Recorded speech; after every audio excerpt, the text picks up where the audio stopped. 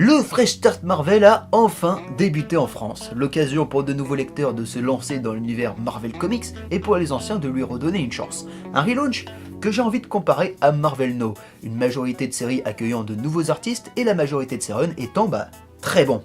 Mais je vous sens un peu sceptique. C'est un nouveau numéro 1, il y a un nouveau scénariste, c'est une bonne porte d'entrée. Bon, ça c'est un discours que vous entendez régulièrement à chaque relaunch, et je peux pas trop vous en vouloir si vous vous méfiez de ce Fresh Start Marvel. Mais je peux au moins vous conseiller deux séries qui en font partie et qui sont juste excellentes.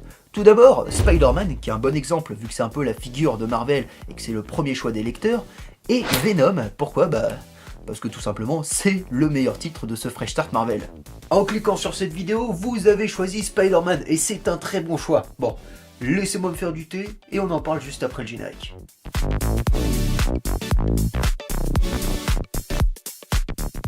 S'il y a bien un personnage de comics qui a marqué l'année 2018, c'était...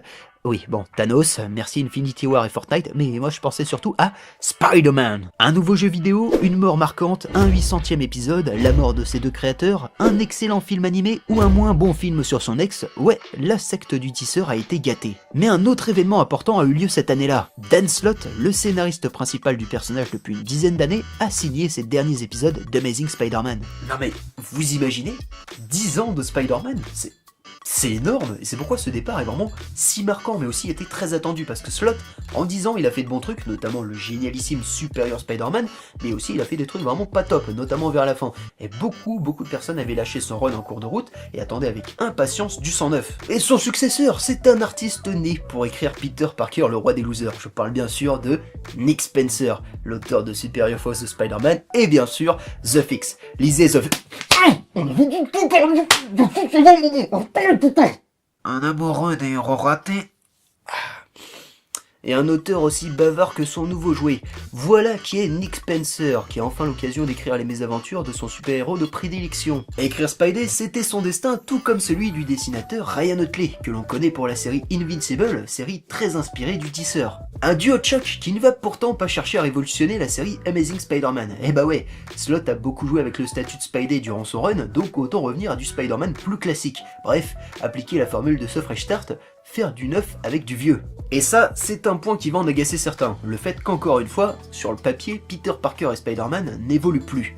À ces gens, je leur dirais, lisez entièrement le premier épisode. Ne vous arrêtez pas à cette histoire de colloque ou de diplôme. Spencer fait marche arrière, oui, mais pour retrouver un Peter qui lui convient, pour l'emmener vers d'autres horizons. Certains auront peut-être deviné ce que je veux dire par là, j'essaye un max de pas spoiler, et du coup, je vous fais même pas le pitch de la série, mais ce premier épisode, c'est l'une des meilleures histoires de Spider-Man que j'ai pu lire depuis un bon moment, parce que j'ai retrouvé le Spidey que je voulais suivre. Bon, pas de chance, le premier arc qui suit cette intro, sans être affreux, j'ai pas du tout accroché à l'idée. Heureusement, la suite est bien meilleure, notamment les arcs sur Boomerang, qui font écho à son run sur Superior Foes, ou son arc sur la Chatte Noire, diablement bien maîtrisé. Alors oui, la série a quelques défauts. On sait pas toujours ce qu'il veut raconter, les vilains sont pas toujours bandants, et c'est très verbeux. De ce côté-là, c'est un peu l'anti-Tom King. Mais ça reste grave plaisant à lire, et j'espère qu'il restera un petit moment pour développer la vie de Peter. Parce qu'après Into the Spider-Verse, il y a peut-être eu un déclic chez Marvel. Si tu vois ce que je veux dire.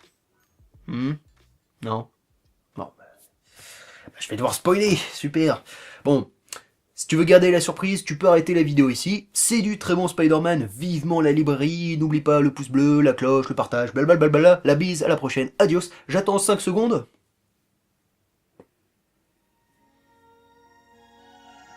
Ça fait grave plaisir de revoir Peter et MJ ensemble à nouveau. Il fallait annuler One More Day, ça a pris du temps, mais on ne pouvait pas changer le statu quo d'un claquement de doigts. Nick Spencer l'a bien compris.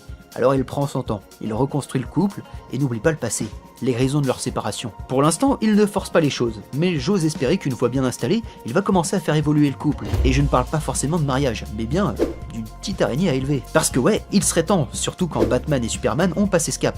Et en parlant de cap, vieux, il serait peut-être temps que tu sois papa toi aussi. Oh, et juste pour info, je suis pas pro MJ, hein. J'aime beaucoup MJ, mais une fois marié, j'ai jamais trouvé le perso très intéressant. Donc post One More Day, Peter aurait très bien pu finir avec Carly ou une autre, ça m'aurait pas choqué. Je veux juste voir mon héros mûrir et se découvrir de nouvelles responsabilités, et tant mieux si c'est avec MJ. Difficile de juger le Amazing Spider-Man de Spencer pour le moment. Des défauts, ouais, il y en a forcément, mais le potentiel est puissant dans cette série.